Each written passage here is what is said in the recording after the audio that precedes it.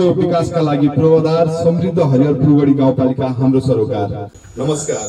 हरिहरपुरगढी गाउँपालिका सिन्धुलीको आर्थिक सहयोग तथा रेडियो सिन्धुली आवाजद्वारा सञ्चालित सार्वजनिक बहसका लागि सवाल र जवाफको साझा थलो कार्यक्रम हाम्रो पालिका हाम्रो सरोकारमा स्वागत छ।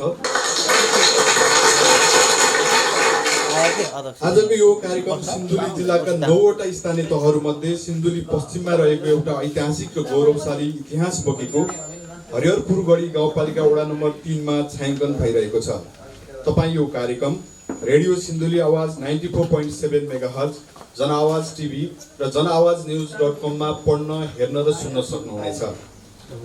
सिन्धुली जिल्लाको ऐतिहासिक हरिहरपुरगढी गाउँपालिका आफैमा प्राकृतिक स्रोत, साधन र सम्पदाले भरिपूर्ण गाउँपालिका हो। यहाँको प्राकृतिक सम्पदा वन जङ्गल, नदी नालाहरू र उर्वर फाँटहरू तथा धार्मिक तथा पर्यटकीय क्षेत्रहरूको विकास र न्यायोचित उपयोगले यस गाउँपालिकाको समग्र विकासमा कोशी ढुङ्गा साबित हुने कुरामा दुई मत छैन।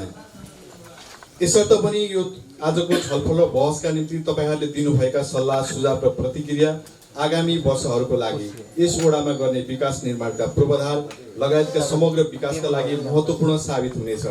तपाईका सल्लाह र सुझावले यस गाउँपालिकाले आगामी वर्षका लागि समग्र गाउँपालिकाको विकास निर्माण, पूर्वाधार विकास र यस वडाको विकासका निम्ति के कस्ता योजनाहरू प्राथमिकतामा राखेर काम गर्नुपर्नेछ, छनौट गर्नुपर्नेछ र त्यस्ता कामको प्रभाव र मूल्याङ्कन कसरी गर्न सकिन्छ, यस्ता विषयमा आजको लागि छलफल र बहस गर्नेछौँ। र आजको छलफल र बहसका निम्ति हामीसँग हुनुहुन्छ हरिहरपुरगढी गाउँपालिका वडा नम्बर 3 का वडा अध्यक्ष पदमबहादुर स्याङतन अनिल। म वडा अध्यक्षज्यूलाई पनि यो कार्यक्रममा स्वागत गर्न चाहन्छु। त्यसैगरी आजको हाम्रो यो कार्यक्रममा सहभागिता जनाइदिनु भएको छ वडा नम्बर 2 का वडा अध्यक्ष चन्द्रबहादुर राई। उहाँलाई पनि म यो कार्यक्रममा स्वागत गर्न चाहन्छु। धन्यवाद। त्यसैगरी वडा नम्बर 3 का यो छलफल र बहसका लागि वडा नम्बर 3 का वडा सदस्यहरू कमलबहादुर राणा, रामशरण राई, उर्मिला श्रेष्ठ, कृष्णमाया विक पनि हुनुहुन्छ। उहाँहरूलाई पनि कार्यक्रममा सहभागिताको लागि स्वागत गर्दै म यो छलफल र बहसका लागि आफ्नो वक्ताको रूपमा सहभागिता जनाइदिनु भएको छ हरिहरपुरगढी गाउँपालिकाका अध्यक्ष कारसाङ लामाका स्वकीय सचिव भुवन राईलाई पनि म स्वागत गर्न चाहन्छु यो कार्यक्रममा। त्यसैगरी नेकपा हरिहरपुरगढीका पार्टी सचिव बाबुराम राईलाई पनि म यो कार्यक्रममा स्वागत गर्न चाहन्छु। त्यसैगरी आजको हाम्रो यो कार्यक्रममा नेकपा जिल्ला कमिटी सदस्य युवराज श्रेष्ठ, उहाँलाई पनि म यो कार्यक्रममा स्वागत गर्न चाहन्छु। त्यसैगरी हरिहरपुरगढी गाउँपालिकाका नायब सुब्बा तथा आर्थिक प्रशासन प्रमुख दीपक कार्की हुनुहुन्छ। उहाँलाई पनि यो कार्यक्रममा स्वागत गर्न चाहन्छु।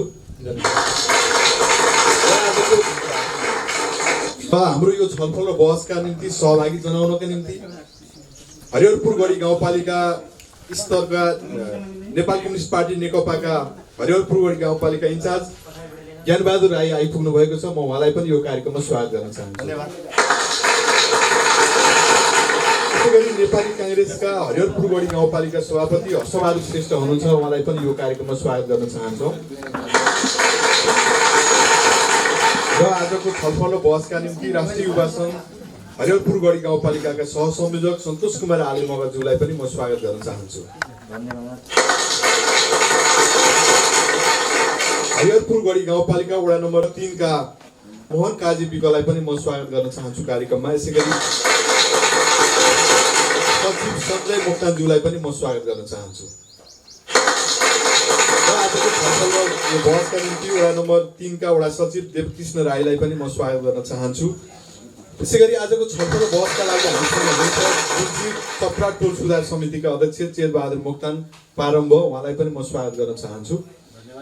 हाइटार लिम्बुटार टोल विकास समितिका अध्यक्ष लालबहादुर स्याङतन, गाउँपालिका महिला सञ्जालकी अध्यक्ष भीमकुमारी आले मगर र सुरक्षा प्रतिनिधि लगायतका सम्पूर्ण सहभागीहरूलाई यो कार्यक्रममा म स्वागत गर्न चाहन्छु।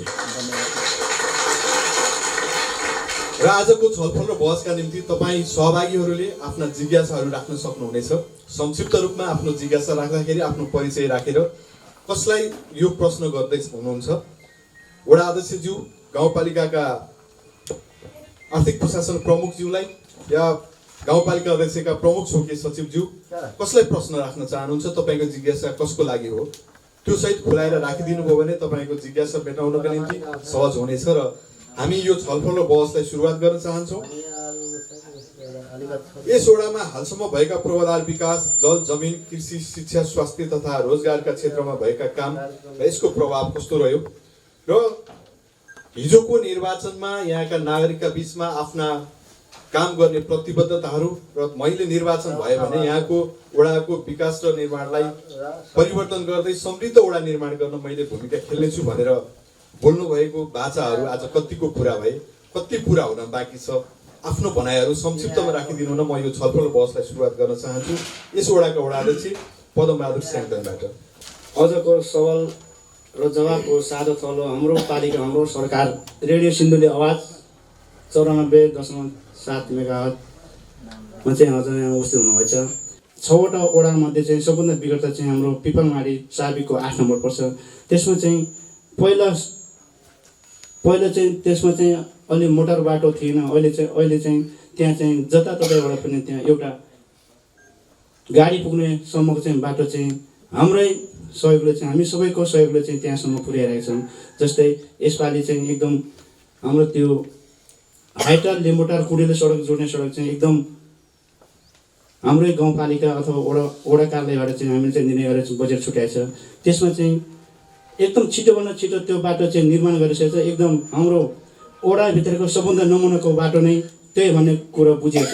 एकदम हामीले चाहिँ छोटो समयमा चाहिँ समिति गठन गरेर चाहिँ त्यो बाटोलाई सम्पन्न गरेर अहिले चाहिँ त्यो बाटोमा चाहिँ हरेक गाडीहरू गुडिरहेछन्, हामीले देख्न सकेका छौँ।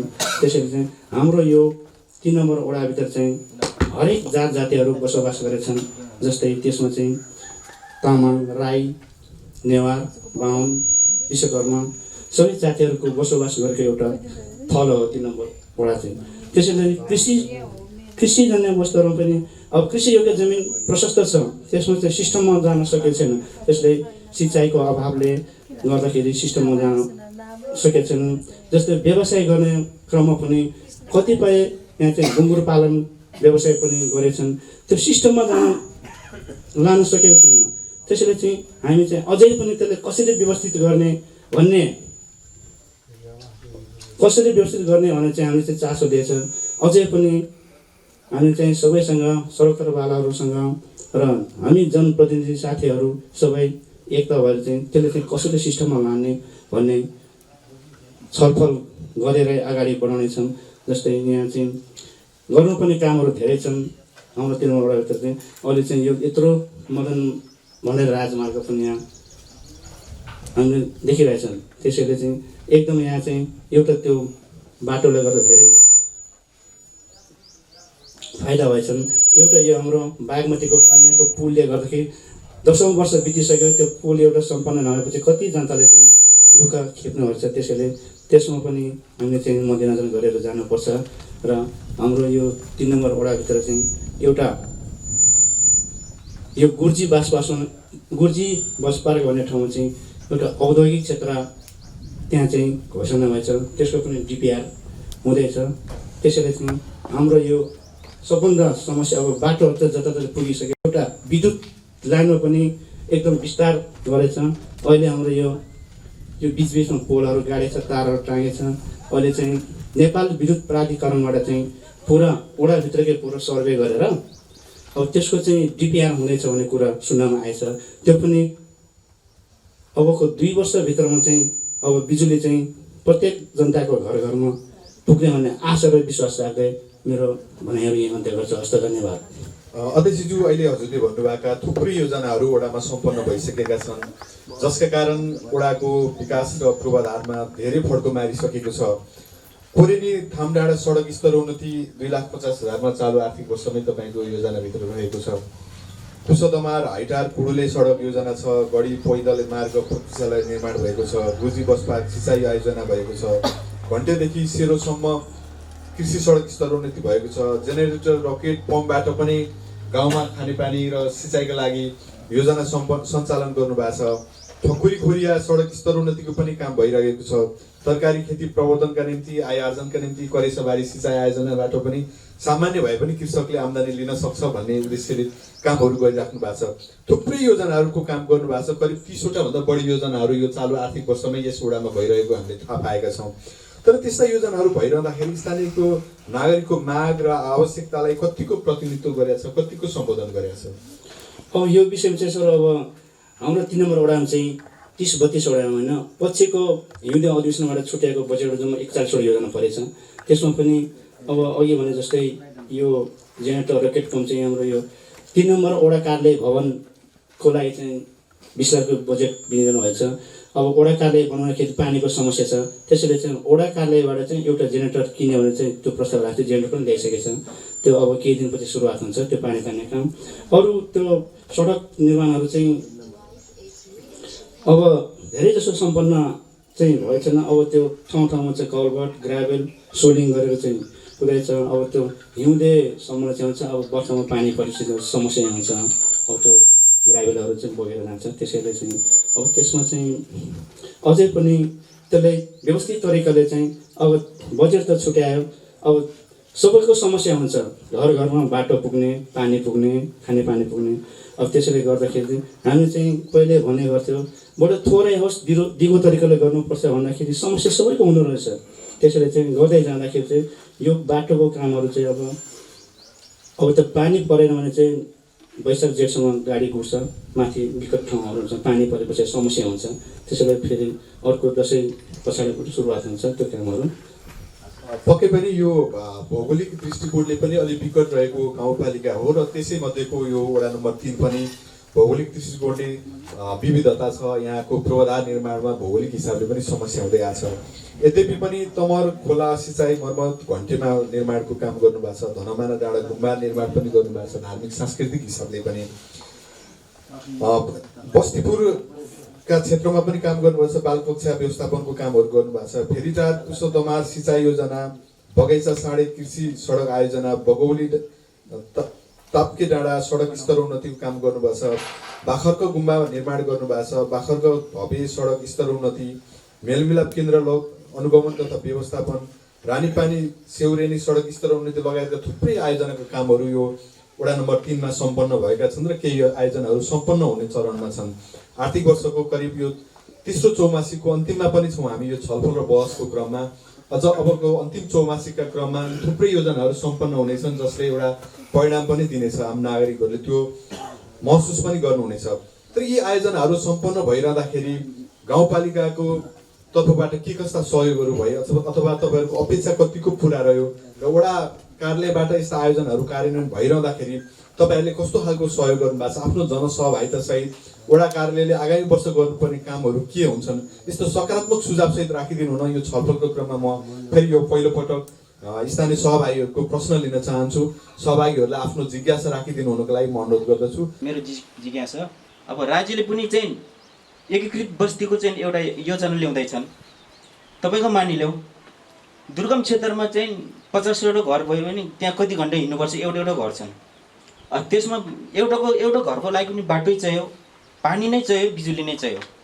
त्यो भन्दा पनि जसले राज्यको चाहिँ केन्द्रीय नीतिमा चाहिँ त्यो एकीकृत बस्तीको योजना ल्याएको छ, स्थानीय तहको जनप्रतिनिधिहरूले पनि त्यसलाई फोकस गर्यो भने वास्तविक एकै ठाउँमा विकास हुन्छ, एकै ठाउँमा चाहिँ सबै मान्छे अड्न सक्छ भन्ने मेरो सुझाव हो। गाउँपालिकाका अध्यक्षकै प्रमुख स्वकीय सचिव भएको हिसाबले कस्ता खालका योजनाहरूलाई अगाडि बढाउँदा सकारात्मक प्रभाव पर्ला अथवा उहाँको भनाइहरूलाई कसरी सम्बोधन गर्न सकिएला आफ्नो भनाइहरू राखिदिनु हुनुको निम्ति म प्रमुख स्वकीय सचिव भुवन राईज्यूलाई अनुरोध गर्दछु। धन्यवाद मिडियाकर्मी पत्रकार साथी। र बस्ती विकासको क्रममा चाहिँ एकीकृत बस्ती चाहिँ यो चाहिँ अब गाउँपालिकाको सरकारको विषय नभएर यो चाहिँ केन्द्र र प्रदेशको यो विषय पर्दछ। त्यो चाहिँ हामी गाउँपालिकाले गर्न सक्दैनौँ। गाउँपालिकाले एक किसिमको आवाज गर्न सकिन्छ। र अर्को कुरो उहाँको चाहिँ धेरै विकट ठाउँमा छ, त्यही विकट भएर पनि योजनाहरू सबै ती अब विकट ठाउँमा चाहिँ हामीले योजनाहरू पठाइराखेका छौँ। सुगम सुगम ठाउँमा भन्दा नि हामीले चाहिँ विकट ठाउँमै योजना पठाएका छौँ। अहिले भर्खरै पनि झोलुङ्गे पुलको सिफारिस गर्नुपर्ने थियो। हामीले सोगन्द लिम्बुडालाई चाहिँ एउटा झोलुङ्गे पुल सिफारिस गरेका छौँ। र यो हरिहरपुर गढी गाउँपालिकाको सबैभन्दा ठुलो बजेट चाहिँ यो 3 नम्बरमा अहिले छ। 3 नम्बरमा कसरी भन्दाखेरि अहिले चाहिँ यो प्रस्तावित उद्योग सञ्चालनको लागि चाहिँ प्रदेशले 6 करोड योजना उगेका थियो। त्यसमा 2 करोड सँगै थपेर अहिले 6 करोडको यहाँ के अरे 8 करोडको काम हुँदैछ। यो भनेको सिन्धुली जिल्लामा चाहिँ यो हरिहरपुर गढीमा चाहिँ एकदम महत्त्वपूर्ण कुरा हो, जसले धेरै रोजगार हुन सक्छ र यो देशलाई नै आर्थिक उन्नतिमा चाहिँ लान सक्छ भन्ने सोचले प्रदेश सरकारले र सङ्घ सरकारले एउटा स्थानीय सरकारको सिफारिसमा अहिले भर्खरै यहाँ चाहिँ उ गर्न खोज्दैछ। र यहाँ चाहिँ एउटा यो हाम्रो यो महेन्द्र राजमार्ग र मदन भण्डारी राजमार्ग जोड्न चाहिँ एउटा कोरिडोरको रूपमा चाहिँ यो बाटो विकास हुँदैछ। त्यसको चाहिँ हामीले चाहिँ विस्तार के अरे यो विज्ञान तयार गरेर चाहिँ हामीले सङ्घमा बुझाएका छौँ। सायद यसपालिको बजेटमा सम्बोधन हुन्छ होला। त्यो भइदियो भने यो हरिहरपुर गढी गाउँपालिका चाहिँ अति सुगम हुन्छ भन्ने मलाई लाग्दछ। दुर्गम क्षेत्रहरूको लागि चाहिँ जहाँ छरिएर रहेका बस्तीहरू छ त्यसलाई एकीकृत विकास गर्नका निम्ति चाहिँ समस्या हुन्छ। त्यस्तो क्षेत्रमा चाहिँ कसरी काम गर्न सकिन्छ, गाउँपालिका र वडाले कस्ता खालका योजनाहरू बनाउँछ भन्ने कुरा पनि उठेको छ। थुप्रै पूर्वाधारका विकासका बारेमा योजनाको दिगो विकासका लागि दीर्घकालीन विकास रणनीति पनि बनाउनु जरुरत छ। र गाउँपालिकाका आर्थिक प्रशासन प्रमुख म दीपक कार्कीज्यूलाई यो प्रश्न गर्न चाहन्छु। दीर्घकालीन विकास रणनीति बनाउनका निम्ति यो तपाईँ चाहिँ आर्थिक शाखाको प्रमुख पनि भएको हिसाबले कस्तो सम्भावना रहला अथवा कसरी काम गर्न सकिएला? धन्यवाद। यस कार्यक्रममा उपस्थित सम्पूर्णलाई गाउँपालिकाको तर्फबाट पुनः अभिवादन गर्न चाहन्छु। वास्तवमै हाम्रो हरिहरपुर गढी गाउँपालिका सिन्धुली जिल्लामै एउटा विकट क्षेत्रको रूपमा परिचित थियो। म यो ठाउँमा आउनुभन्दा अगाडि मैले सुनेअनुसार यहाँ सरकारी कर्मचारीहरू बिरलै जिल्लाबाट यहाँ आइपुग्नुहुन्थ्यो। तथापि म जिल्ला विकास समितिबाट चाहिँ समायोजन भएर जानुपर्दाखेरि मैले यहाँको दुर्गम ठाउँलाई नै रोजेर आएको। किन भनेदेखि यहाँ चाहिँ वास्तवमा ग्रासरुटबाट एउटा 0 लेभलबाट चाहिँ विकास निर्माणको र यो गाउँपालिकालाई बनाउनको लागि चाहिँ केही योगदान गर्न सकिन्छ।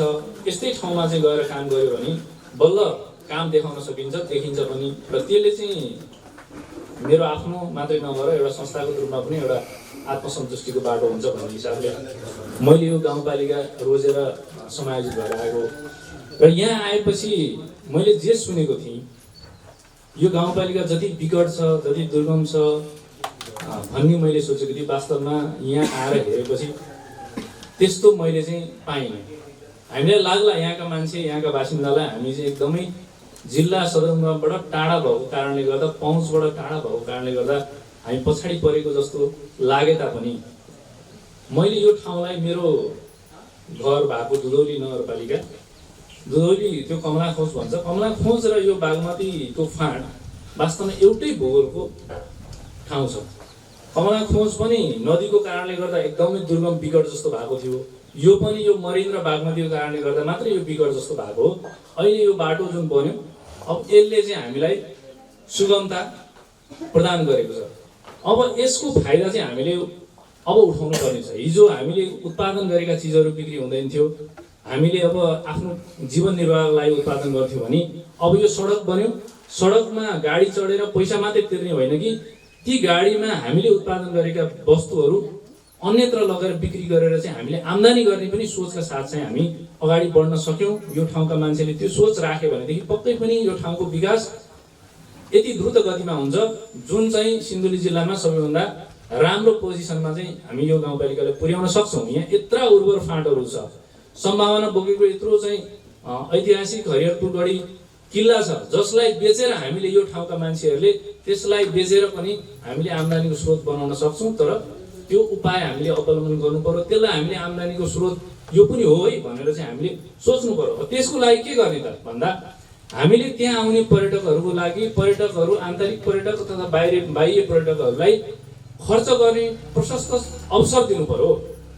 यहाँ हामी जुन परम्परागत शैलीमा हामी बसिरहेका छौँ, हामी जुन प्रकारको खानपान गरिरहेका छौँ, त्यति मात्रैले पुग्दैन। मान्छे बाहिरबाट आएर पैसा खर्च गर्नुको लागि उनीहरूलाई त्यो पैसा खर्च गर्ने एउटा वातावरण हामीले सृजना गर्नुपर्ने हुन्छ। त्यसको लागि गाउँपालिकाले अहिले वडा नम्बर 1 को बसेरी र वडा नम्बर 8 को धिमिलेमा होमस्टे सञ्चालनको लागि चाहिँ एउटा प्रवर्धनात्मक कार्यक्रम सञ्चालन गर्ने योजना बनाएको छ। गत वर्षदेखि नै हामीले प्रयत्न गरेका थियौँ। यो वर्ष हामी कार्यान्वयन गर्दैछौँ र यो वर्ष सम्भवतः 10 देखि 15 घर परिवारले चाहिँ होमस्टेको चाहिँ पूर्वाधारहरू निर्माण गरेर त्यसलाई अगाडि बढाउनु हुनेछ भन्ने चाहिँ गाउँपालिकाले अपेक्षा गरेको छ। त्यस्तै यहाँनिर चाहिँ म अब आर्थिक विकास शाखा पनि हेर्छु। यो कृषि र पशु विकास सहकारी मेरो जिम्मामा पनि पर्छ। हामीले गाउँपालिकालाई भलै यो अहिले 3 नम्बर वडा नम्बर चाहिँ 3 चाहिँ त्यो हाम्रो कार्यक्रममा छुटेको रहेछ। मैले अहिले यसो कार्यक्रम हेर्दा मात्रै मैले यो महसुस गरेँ। हामीले वडा नम्बर 1, 4, 5 र 7 र 8 लाई बाख्रा चाहिँ पकेट एरियाको रूपमा विकास गर्ने, त्यसलाई चाहिँ व्यावसायिक बाख्रा पालनको लागि चाहिँ कृषकहरूलाई प्रोत्साहित गर्ने भन्ने कार्यक्रम राखेका छौँ भने हामीले 6, 7, 8 मा त्यो चाहिँ तराईबाट नजिक भएको हुनाले 100 परिवारलाई चाहिँ गाई वितरण गरेर व्यावसायिक गाई पालन गर्नुको लागि प्रोत्साहित गर्ने। त्यहाँ अर्को वर्ष हामी दुध डेरी सञ्चालन गर्ने, त्यसको लागि हामीले कार्यक्रम गर्ने र त्यहाँ उत्पादन भएका दुधहरू प्रशोधन गरेर र अप्रशोधित रूपमा पनि हामीले तल हरियोनसम्म त्यसपछि हेटौँडासम्म चाहिँ त्यसको चाहिँ पहुँच विस्तार गर्ने भन्ने हाम्रो चाहिँ योजना छ भने 2 नम्बर चाहिँ योभन्दा अगाडिदेखि नै पनि बङ्गुर पालनको लागि पकेट एरियाको रूपमा रहेको। अब हुन त पिपलमाडी गाउँ विकास समिति नै त्यो बङ्गुर पालनको लागि पकेट क्षेत्र थियो, तर वडा नम्बर 3 पनि त्यो बङ्गुरको लागि सम्भावित ठाउँ भए तापनि अहिले 3 नम्बर छुटेको रहेछ।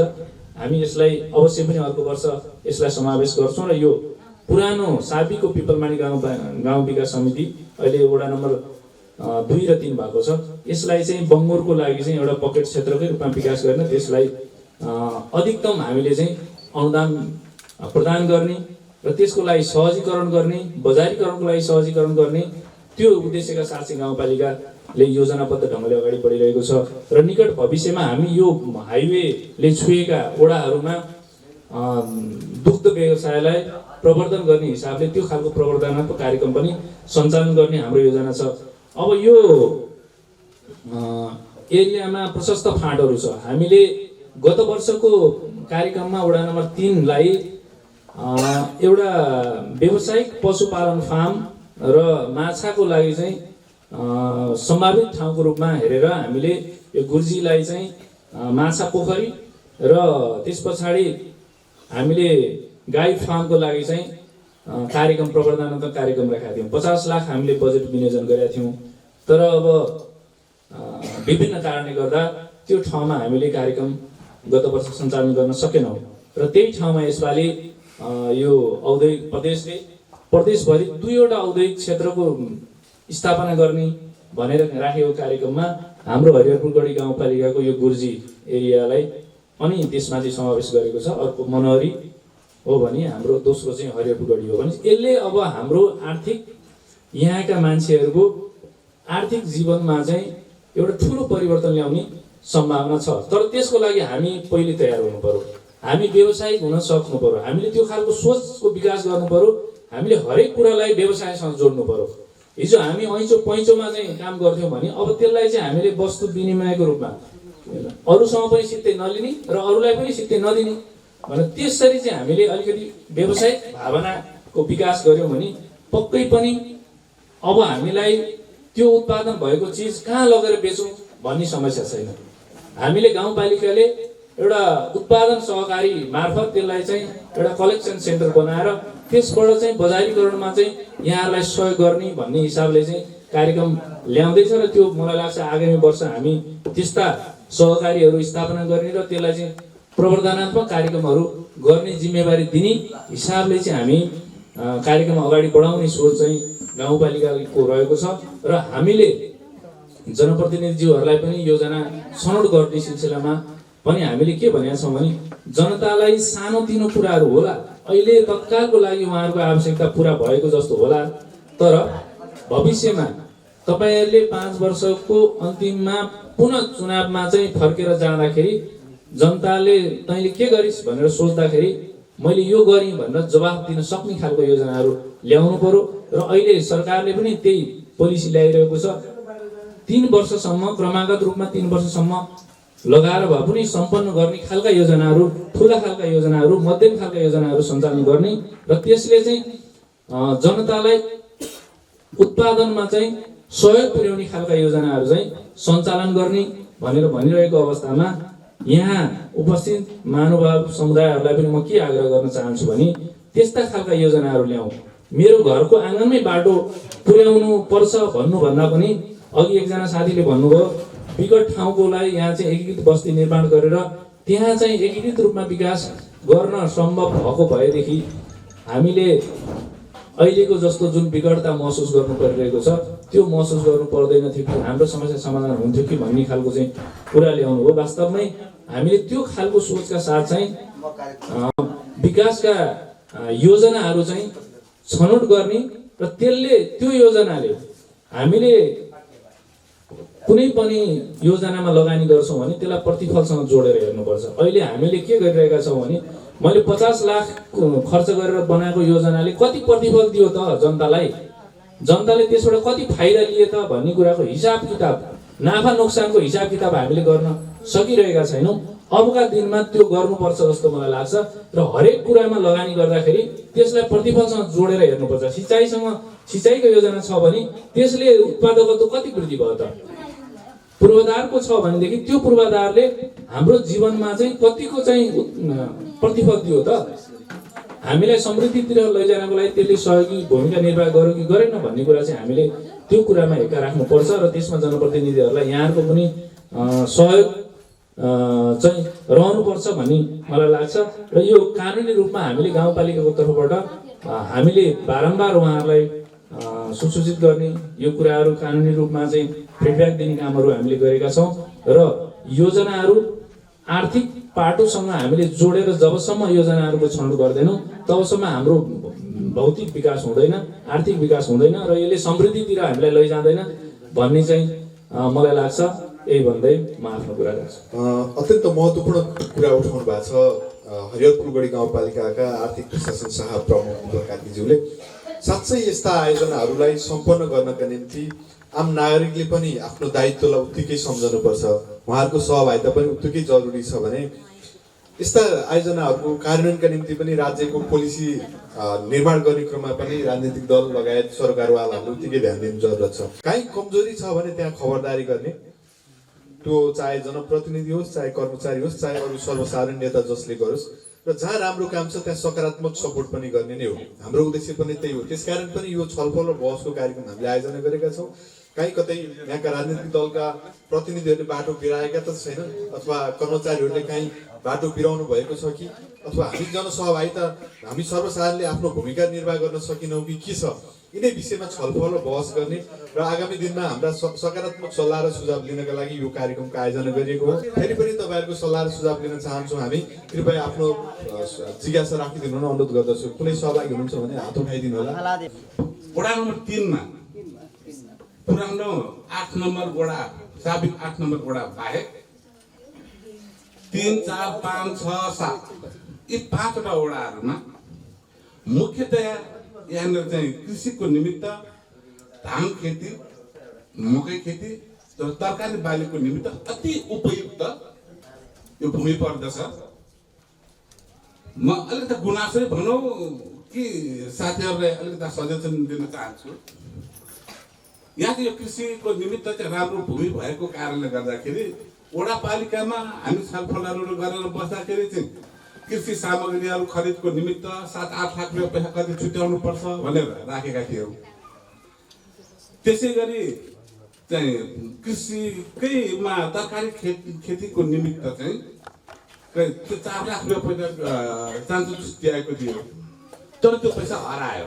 र अर्को एकजना सहभागीको पनि हामी प्रश्न लिन चाहन्छौँ। अघि हात उठाइराख्नु भएको थियो। मेरो नाम चाहिँ रामचन्द्र राई, यही हरिहरपुर गरी वडा नम्बर 3 का वडा सदस्य। प्रदेश सरकारले चाहिँ दुई ठाउँमा चाहिँ मकवानपुरको मनहरी र सिन्धुलीको गुर्जी बस पार्क भन्ने ठाउँमा चाहिँ एउटा औद्योगिक क्षेत्र घोषणा गर्दैछ, डिआरपी पनि हुँदैछ भन्ने, डिपिआर हुँदैछ भन्ने कुरा हामीलाई अवगतै छ।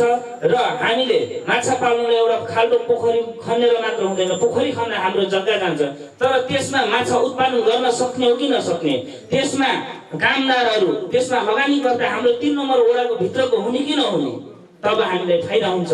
जस्तै औद्योगिक क्षेत्र हामी राख्छौँ, भूगोलको आधारले हाम्रो यहाँ वन जङ्गल निमनास्ती हुन्छ, हाम्रो भौगोलिक चाहिँ कुनै प्रोजेक्टले हप्टिन्छ भन्दाखेरि त्यहाँ काम गर्ने कर्मचारीहरू, त्यहाँ सिप अनुसारको हाम्रा मजदुरीहरू, हाम्रा स्थानीय जनताका छोराछोरीहरू त्यहाँ काममा लगाउने कि नलगाउने। कृषि उत्पादनलाई के गर्न सक्छ गाउँपालिकाले? वडाको कृषि उत्पादनको क्षेत्रमा कस्ता कस्ता योजना छ? अथवा यसलाई कृषिलाई व्यवसायीकरण र आधुनिकीकरण नहुँदाखेरिको समस्या भयो, सडक पुग्यो तर बहुराष्ट्रिय कम्पनीको उत्पादित जङ्क फुडहरू आए गाउँमा उत्पादन हुने कृषि उत्पादनको प्राथमिकता पाएन भन्नुभएको छ। अबको दिनमा साँच्चै यहाँको प्राकृतिक सम्पदाको व्यवस्थापन, सुसूचित समुचित उपयोग र वैज्ञानिक कृषि पेसाको विकास, यन्त्रीकरण र व्यवसायीकरण तथा आधुनिकीकरणका लागि चाहिँ गाउँपालिकाले कस्ता खालका योजनाहरू बनाएको छ र अहिले हाम्रो सहभागीले राख्नु भएको जस्तो जिज्ञासालाई गाउँपालिकाले कसरी सम्बोधन गर्छ? म फेरि पुनः गाउँपालिकाका आर्थिक प्रशासन प्रमुख दीपक कार्कीलाई यो जिज्ञासा मेटाइदिन अनुरोध गर्दछु। तपाईहरु कृषिमा आश्रित हुनुहुन्छ अनि योजना चाहिँ खाली डोजर चलाउने मात्रै किन ल्याउनुहुन्छ? कृषिमा आश्रित छौँ हामी हाम्रो उत्पादन घुमलाई खुवाउँछौँ अनि त्यो पहेँलो बोरा मात्रैको चामल, कहाँको ढुसी परेर चामल मात्रै किन खान्छौँ? हामीले आफैले फर्केर एकचोटि पुनर्मूल्याङ्कन गर्नुपर्ने जरुरी म चाहिँ देख्छु। हामीले हेर्छौँ योजना इन्ट्री गर्दै अवस्थामा हेर्छौँ 50,000 मा सडक खन्ने योजना ल्याउनुहुन्छ, स्कुलको कम्पाउन्ड घेराबेरा भन्नुहुन्छ, झनै 40% बजेट चाहिँ त्यो स्कुलको कम्पाउन्ड घेराबेरामा जान्छ। स्कुलको कम्पाउन्ड घेराबेरा गरेर तपाईँको उत्पादकत्व वृद्धि हुन्छ, तर नदी हुँदैन, के गर्नु? हामी यो समस्या छ। वास्तवमा स्कुल जीर्ण छन्, हामीले शिक्षाको गुणस्तर वृद्धि गर्नुपर्ने छ, तर शैक्षिक गुणस्तर वृद्धि गर्नको लागि कम्पाउन्ड घेराबेरा मात्रै होइन है पर्याप्त। कसरी त्यसलाई चाहिँ शैक्षिक गुणस्तर कसरी वृद्धि गर्ने भन्ने कुरा हामीले सोच्नुपर्छ। शिक्षक कस्ता छन्, हामी कहीँ नपुगेको मान्छेलाई शिक्षकमा भर्ना गर्छौँ अनि त्यसबाट चाहिँ हाम्रा बच्चाले एकदम राम्रो गुणस्तरीय शिक्षा प्राप्त गर्छन् भन्ने अपेक्षा गर्छौँ। हामीले हाम्रै खुट्टामा बन्चर हालिरहेका छौँ। यो कुरा हामीले बुझौँ। जबसम्म एउटा चाहिँ दार्शनिकको भनाइ छ, त्यो देशलाई नष्ट गर्नु छ भने, त्यसलाई बर्बाद गर्नु छ भने अनि केही गर्नु पर्दैन, त्यसको शिक्षामा आक्रमण गर्दै पुग्छ। गुणस्तरहीन विद्यार्थीहरूले उच्च शिक्षा प्राप्त गरे, त्यो गुणस्तरहीन मान्छे उच्च शिक्षा प्राप्त गरेर तत्त ठाउँमा गयो भने त्यसले आफैले त्यसैले बर्बाद गरिदिन्छ। केही गर्नु पर्दैन भनेर भनेको छ क्या, हतियार चलाउनै पर्दैन। त्यसैले त्यस्तो क्षेत्रलाई हामीले यसरी बिगारिरहेका छौँ, यसरी भ्रष्टीकरण गरिरहेका छौँ त्यसलाई कि भोलि हाम्रा विद्यार्थी कहीँ बिक्री हुँदैन। त्यो क्षेत्रमा हामीले कसरी लगानी गर्ने भन्ने सोचेकै छैनौँ। शिक्षालाई गुणस्तर बनाऊ, गुणस्तरीय बनाऊ, प्राविधिक शिक्षा दिउँ। हाम्रा विद्यार्थी अहिले नेपाली पढ्छन्, विज्ञान पढ्छन्, गणित पढ्छन्, अङ्ग्रेजी पढ्छन्, डिग्री पास गरेर बजारमा आएपछि केही पनि काम पाउँदैन। त्यस्तो शिक्षातिर हामी किन जाने? अब हामीले शिक्षा नीतिमा परिवर्तन गर्नुपर्ने जरुरी भइसकेको छ। हामीलाई अधिकार छ नि त अहिले त। हाम्रा जनप्रतिनिधिलाई त्यो अधिकार छ कि हामीले हाम्रो माटो सुहाउँदो शिक्षा नीति बनाउने हामीलाई अधिकार छ भने हामीले 10 कक्षा पास गर्दा पनि रोजगार हुने खालको शिक्षा हामीले त्यो शिक्षा नीति बनाउने कि नबनाउने? एउटा त्यो कुरा।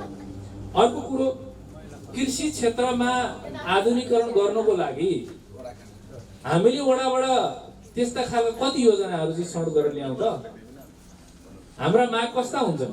एउटा कृषकलाई तपाईँले सोध्नुभयो भनेदेखि उसको माग के हुन्छ, मेरो घरसम्म बाटो पुर्याइदियो, मेरो घरमा बिजुली ल्याइदियो, मेरो घरमा खानेपानी ल्याइदियो। त्यो कृषिमा आधुनिकीकरण गर्नको लागि मलाई उपकरण देऊ भन्दैन क्या। त्यसकारण यो एउटा सोच हो, सोचमा हामीले परिवर्तन ल्याउन सकेका छैनौँ। कृषिमा गरेको लगानी प्रतिफलमुखी छैन भन्ने खालको चाहिँ मनोविज्ञान हामीमा भएको छ, त्यसले जरा गाडेको छ। त्यसलाई निरुत्साहित गर्नको लागि गाउँपालिकाले पक्कै पनि आगामी दिनमा त्यस्ता खालका योजनाहरू ल्याउँछ। अहिले हामीले सुरुवात गरेका छौँ। हामीले झनै 1 करोड पैसा चाहिँ कृषि क्षेत्र पशु क्षेत्रको विकासको लागि हामी यो वर्ष खर्च गर्दैछौँ प्रत्यक्ष रूपमा। भने अर्को वर्ष पक्कै पनि हामी कृषिको आधुनिकीकरण गर्नको लागि, यान्त्रिकरण गर्नको लागि पक्कै पनि हामी आगामी दिनमा बजेट विनियोजनको लागि प्रयत्न गर्छौँ। र यहाँहरूको पनि भूमिका हुनु पर्यो। 3 नम्बर क्षेत्रलाई एउटा चाहिँ कृषि क्रान्तिको एउटा हब, एउटा मेरुदण्ड, एउटा नमुना हामी बनाउँछौँ भनेर तपाईँहरू लाग्नुभयो। हामी दुधौली नगरपालिकाले हामी त्योतिर जान सक्छौँ सक्दैनौँ त? हाम्रो त यत्रो पर्याप्त जमिन छ, यत्रो चाहिँ फाँट छ, नजिकैबाट बागमती बगेर गएको छ। त्यो पानीको प्रयोग हामीले गर्न सकेका छैनौँ। यहाँ उर्वर जमिनहरू चाहिँ उत्पादन 1 बाली मात्रै उत्पादन भित्राएर हामी बसिरहेका छौँ भने त्यसलाई हामीले पक्कै पनि सोच्नुपर्छ। र यान्त्रिकरणको लागि पक्कै पनि आगामी दिनमा म यहाँबाट 2टा वडा अध्यक्षहरू यहाँ हुनुहुन्छ। यो पिपलमाडी साबिक पिपलमाडी गाविस 2टा वडामा विभाजित भएको छ। त्यो 2टा वडाका वडा अध्यक्षहरू हुनुहुन्छ। उहाँलाई म पनि आग्रह गर्न चाहन्छु र यहाँहरूको पनि भूमिका हुनुपर्छ। आगामी वर्ष कृषि क्षेत्रको यान्त्रिकरणको लागि, यसलाई आधुनिकीकरण गर्नको लागि बाटोमा भन्दा पनि पहिले हामीले कृषकको जीवनस्तर उकासौँ। बाटो त ऊ आफैले बनाउँछ नि, उसलाई हामीले त्यो बाटो बनाउनको लागि पैसा त्यहाँ लागत सहायता गर्न सक्षम बनाएर हामीले भन्यौँ भनेदेखि पक्कै पनि ऊ आफैले त्यो बाटोको लागि कन्ट्रिब्युट गर्ला। तर पहिले हामीले कृषि उत्पादनको क्षेत्रमा कसरी त्यसलाई चाहिँ विविधीकरण गर्ने, त्यसलाई कसरी आधुनिकीकरण गर्ने, त्यसको लागि के चाहिन्छ भन्ने कुरा चाहिँ हामीलाई भन्दा पनि बढ्ता यहाँहरूलाई नै जानकारी छ।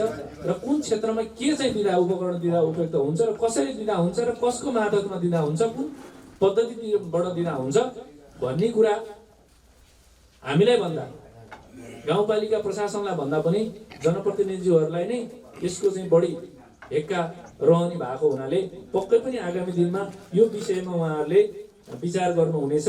र हाम्रो तर्फबाट हामीले गर्नुपर्ने प्रयत्न पक्कै पनि गाउँपालिकाले गर्छ भन्ने कुरा चाहिँ म यहाँहरूलाई जाहेर गर्न चाहन्छु।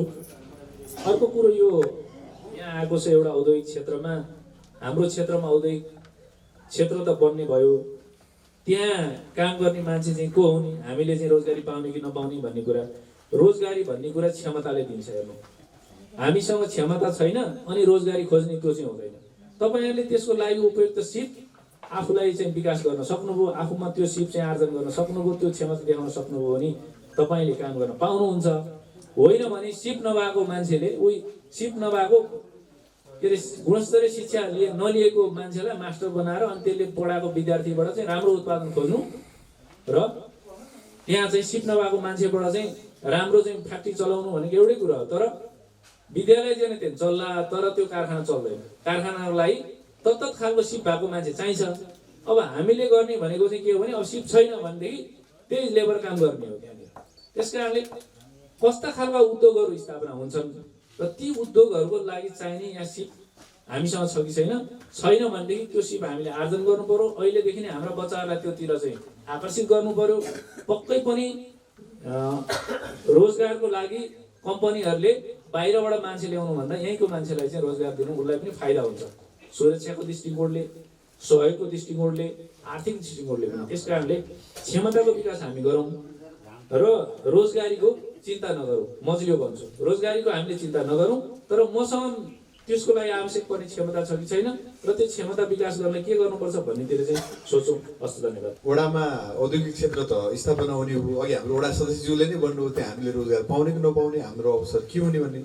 तर यस्ता काम गर्नका निम्ति दक्ष र सृजनशील जनशक्तिको पनि उत्तिकै जरुरत हुन्छ, उत्तिकै महत्त्व हुन्छ। तर गाउँपालिकाले वडाका नागरिकहरूका लागि सिप विकास र क्षमता अभिवृद्धिको लागि चाहिँ कस्ता खालका योजनाहरू अघि सार्नुपर्छ र कसरी त्यस्ता योजनाहरूलाई चाहिँ गाउँपालिकाले कार्यान्वयन गर्छ? तपाईँ गाउँपालिका अध्यक्षज्यूकै प्रमुख स्वकीय सचिव पनि भएको हिसाबले के गर्दा चाहिँ उपयुक्त होला अथवा कसरी गर्न सकिन्छ? म भुवन राईज्यूलाई यही प्रश्न राख्न चाहन्छु। हामी कृषि क्षेत्रबाटै आय आर्जन गर्दै आत्मनिर्भर बढ्दै त्यसैबाट हाम्रो जीवनस्तरलाई पनि सुधार गर्न सकिन्छ। गाउँपालिकाले यहाँ व्यावसायिक बाख्रा पालन, व्यावसायिक बङ्गुर पालन र व्यावसायिक गाई पालनका लागि विशेष योजना पनि ल्याएको छ।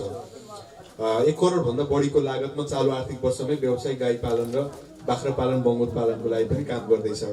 यो 2 नम्बर वडाको कुरा गरिरहँदाखेरि तपाईँले व्यावसायिक कृषि प्रणालीलाई सामूहिक र चक्लाबन्दी खेती, कृषकको उत्पादन र बजारीकरणको लागि चाहिँ अब आगामी वर्षमा योजना छनौट गर्दाखेरि कृषकको मागका आधारमा गाउँपालिकामा कसरी जानुहुन्छ अथवा कस्ता योजनाहरूलाई चाहिँ समावेश गाउँपालिकाले गर्यो भने तपाईँको एउटामा यो कृषि पेसालाई चाहिँ कृषि क्षेत्रको विकासको लागि चाहिँ सम्भव होला? धन्यवाद सरलाई फेरि। अब यो कृषि सम्बन्धी चाहिँ हाम्रो 3 नम्बर वडामा चाहिँ धेरै जमिनहरू चाहिँ कृषि योग्य जमिन छ। त्यसलाई चाहिँ व्यवस्थित तरिकाले चाहिँ कृषि योग्य बनाउन सक्यो भने कतिपय युवाहरू चाहिँ बेरोजगारी भएर विदेश पलायन भएछ, त्यो पनि एउटा आफ्नो ठाउँमा रोजगारी नभएर हो। त्यसको लागि चाहिँ कृषि सम्बन्धी चाहिँ हाम्रो चाहिँ यत्रो बागमती नदी यहीँ बगिरहेछ, त्यो पानी चाहिँ त्यतिकै बगिरहेछ। त्यो पानी चाहिँ हामीले चाहिँ यस हाम्रो जमिनमा चाहिँ प्रयोग गर्न सक्यो भने जस्तै अघि गाउँपालिकाबाट चाहिँ भन्नुभएको थियो उहाँहरूले पनि कृषि र अब त्यो अर्को बङ्गुर पालन व्यवसाय सिस्टममा लान सक्यो भने कतिपय युवाहरू चाहिँ यहीँ बेरोजगारी रोजगार पाउँथ्यो, विदेश पलायन हुनबाट रोकिन्थ्यो। कतिपय युवा साथीहरू चाहिँ अब पढ्दै कुनै पढाइ बिचमा छोडेर आफ्नो बाध्यताले पनि कतिपय मान्छे चाहिँ विदेश गएर चाहिँ कति अर्काको ठाउँमा पुगेर कति डिग्रीमा चाहिँ काम गरिरहेछ। आखिरी ऋण लिएर जान्छ, अब 1-2 वर्ष दुःख गर्छ, पैसा पठाउन यहाँ सालको ऋण तिर्न ठिक हुन्छ, आएपछि जस्ताको तस्तै हुन्छ। त्यसैले चाहिँ हामीले चाहिँ यो कृषिमा चाहिँ धेरै जोड दियो भने, कृषि उत्पादन गर्न सक्यो भने कतिपय बेरोजगारी युवाहरू चाहिँ रोजगार पाउनेछ भन्ने आशा राख्दै। हुन्छ अध्यक्षज्यू, फेरि पनि हामी जोडिन्छौँ। यस क्रममा चाहिँ फेरि सहभागीहरूको प्रश्न लिन चाहन्छौँ हामी। मेरो परिचय म युवराज श्रेष्ठ। सवाल र जवाफको साझा थलो हाम्रो पालिका, हाम्रो सरकार साझा बसको आज यो रेडियो सिन्धुली आवाजले जुन आयोजना गरेको छ, यसलाई म यो कार्यक्रम सञ्चालकजीहरूलाई मुरी धन्यवाद दिन चाहन्छु। मनमा धेरै पहिलेदेखि लागिरहेको कुराहरू यस्तो पनि गर्न पाए हुन्थ्यो भन्ने थियो। आज यो जिज्ञासा पुरा भएको छ, मेटिएको छ जिज्ञासा। हरिपुरगढीकै गाउँपालिका वडा नम्बर 3 मा चाहिँ प्रदेश सरकारले औद्योगिक क्षेत्रको घोषणा गर्यो। अहिले डिपिआर हुँदैछ हैन। अब त्यो औद्योगिक क्षेत्र कस्तो खालको उद्योग आउने यहाँ हैन, यहाँको चाहिँ मतलब यहाँको युवाहरूले रोजगार पाउने खालको हो कि होइन, यहाँ कस्तो खालको उद्योग आउँदैछ त्यसको परिकल्पना अहिले गर्न सकिन्न। मात्र औद्योगिक क्षेत्र घोषणा गरेर त्यसको खास डिपिआर गरेर कस्तो खालको उद्योग सञ्चालन गर्ने, के गर्ने भन्ने बारे मैले टुनिएको छैन। हामी भोलि त्यहाँको दक्ष जनशक्ति खोज्दै हो भने हाम्रो विद्यालय अहिले साँच्चै भन्नुपर्दाखेरि बेरोजगार उत्पादन गर्ने कारखाना बनेको छ। नेकपा जिल्ला कमिटी सदस्य युवराज श्रेष्ठलाई धेरै धन्यवाद, आफ्नो सकारात्मक सुझाव सहितको भनाइ राखिदिनु भयो। महिला दिदीबहिनीहरूको कुनै प्रश्नै उठिरहेको छैन। कृपया अब हामी 3 जना सहभागीको प्रश्न लिन्छौँ। म तपाईँसँग पछि आउँछु। उहाँ हाम्रो सहभागीले हात उठाउनु भएको छ। पिपलवाडी बजारमारा बस्तीपुरदेखि सिलपुरसम्मको लागि ल्याउनुपर्छ भनेर बजेटको हरेक गाउँपालिकाले त्यो बजेट माग गरी केन्द्रीय समष्टि बजेटहरूको विरोध भयो, टेन्डर पनि भयो भन्ने कुरा गत साल सुनियो। तर त्यो बजारमाला सिँचाइ अहिले कहाँ पुग्यो भन्ने कुरो अहिले हामीले त्यो सुन्न पनि पाएको छैनौँ। गाउँपालिकाका अधिकारीज्यूले भन्नुभयो कि पहिलो चामल हामी किसानले खानुपर्छ, हामीले किसान भनेर यहाँ हाम्रो चाहिँ सिँचाइ छैन। आकाशे भरमा धान कति उत्पादन हुन्छ यो हाम्रो पिपलवाडी गाउँपालिकामा। यस अर्थले अब यो सिँचाइको कुरो जति सक्दो छिटो गाउँपालिकाबाट पहल गरेर बजारमाला सिँचाइलाई चाहिँ यो पिपलवाडी भन्ने बस्तीपुर बजारमाला सिँचाइ चाहिँ यो सिलपुरसम्मको लागि पहल गरियोस्। यो किन यस्तो समस्या छ भनेर जुन जिज्ञासा आइरहेछ, त्यसैको लागि पनि सवाल र जवाफ एउटै थलोमा हामीले राख्ने प्रयत्नका साथ यो हाम्रो पालिका हाम्रो सरोकार कार्यक्रमको आयोजना गरिएको हो। र सहभागीको म फेरि पुनः प्रश्न लिन चाहन्छु। जिज्ञासा लागेका कुराहरूको विषयमा यो राष्ट्रिय गौरवको कुरा गर्ने धरान चतरा सडकको विषयमा मलाई एकदम चाहिँ दुःख लागिरहेको कुरा चाहिँ जब म महेन्द्र झाडी गाविसबाट माथितिर जान्छु र कपिलाकोटबाट मन्दिर आउँछु, त्यो बिचको बाटोमा तपाईँहरू सबैजना हिँड्नुभएको होला। त्यहाँको दुर्घटनाग्रस्त बाटो देख्दा मलाई कटक्क लागेर आउँछ। यसमा चाहिँ लाखौँ के अरे यो सडकमा चाहिँ धेरै जनताहरू क्षति हुन्छन्, मर्छन् कठै भन्ने लाग्छ। यो विषयमा मरिन गाउँपालिका र हरिहरपुर गढी गाउँपालिकाको गाउँपालिका प्रमुखज्यूहरूले ध्यान दिनु भएन कि भन्ने पनि मलाई लाग्छ। कम्तीमा सडक त सरकार राख्छ नि गाउँपालिकाहरूसँग, त्यो सरकार राखेर बनाउनु पर्ने सडक थियो। त्यो दुर्घटना कम गर्नलाई गाउँपालिकाले छिटोभन्दा छिटो के कस्तो पहल गर्नेछ हामीलाई अलिकति मलाई खुल्दुल लागिरहेको छ। त्यसै गरी चाहिँ एउटा कृषिको कुराहरू आइरहेको छ व्यापकै। सामूहिक रूपमा काम गर्ने पानी पसाल्नको लागि महिलाहरूको समूह गठन गरेर कृषिमा आधारित व्यावसायिकरण गर्न सकिएको छैन। यो विषयमा हाम्रो गाउँपालिका वडापालिकाले के कस्तो पहल र योजनाहरू बनाएको छ? यस्ता जिज्ञासाहरूलाई गाउँपालिकाले कसरी सम्बोधन गर्छ? म आफ्नो भनाइहरू राखेर स्पष्ट पारिदिनु हुन गाउँपालिका अध्यक्ष प्रमुख स्वकीय सचिव भुवन राईज्यूलाई अनुरोध गर्दछु। 100 वर्षमा नभएको कुराहरू 5 वर्षमै गर्न सकिन्छ भन्ने चाहिँ यो त सोच अलि गलत जस्तो होला। अब हामी लगातार रूपमा हामी लागि परेका छौँ। जस्तै यहाँ आयो अब गढीको विकास कसरी गर्ने भन्ने कुरा। गढीमा हाम्रो पाहुना अतिथि घर बन्दैछ, यसपालि पनि हामीले 20 लाख छुट्याएका छौँ। हरिहरपुर गढी यो 3 नम्बर प्रदेशकै के अरे बागमती प्रदेशकै चाहिँ यो एउटा पर्यटकीय स्थल बनाउनको लागि चाहिँ अब प्रदेशले हामीलाई 1 करोड दिएको छ, त्यो टेन्डरमा गइसकेको छ। रह्यो अब बागमती बजारमा र सिँचाइ, बागमती बजारमा र सिँचाइ चाहिँ यसका योजनाका डी पनि आउनु भएको थियो र हाम्रै सिन्धुली जिल्लाको क्षेत्र नम्बर 2 खको मान्य हरिपुर गजल पनि आउनु भएको थियो। हामीलाई अप्ठ्यारोमा पार्नुभयो, उहाँले अप्ठ्यारो पार्नुभयो। तपाईँहरूलाई यो बजारमा र सिँचाइ चाहिने हो भनेदेखि रोडभन्दा मुनि सबै बस्तीलाई चाहिँ उठाउनुहोस् भनेर उहाँले प्रस्ताव राख्नुभयो। हामी असमर्थ भयौँ, किन भन्दाखेरि हरिहरपुर गढी गाउँपालिकामा चाहिँ बस्ती विकास गर्नुपर्ने ठाउँमा बस्ती नै उठाउनु पर्ने स्थितिमा हामी सकेनौँ। यसलाई हामीले स्वीकार्न सकेनौँ, किन भन्दाखेरि बजारमा र सिँचाइ आइसकेपछि यो रोडभन्दा मुनिका बस्तीहरू डुबान पर्छ भन्ने उहाँले राखिसकेपछि त्यतातिर हामीले ध्यान दिएनौँ। अर्को आयो जलविद्युतको चाहिँ हाम्रो त्यो यो कोकाते जलविद्युत आयोजना चाहिँ टिपिआर भएर यो पनि अब सायद अब यो टेन्डरमा गइसकेको छ र तपाईँहरूले उठाउनु पर्ने कुरा चाहिँ एउटा छुटेको जस्तो लाग्यो। तपाईँहरूले उठाउनु पर्ने कुरा चाहिँ विद्युत।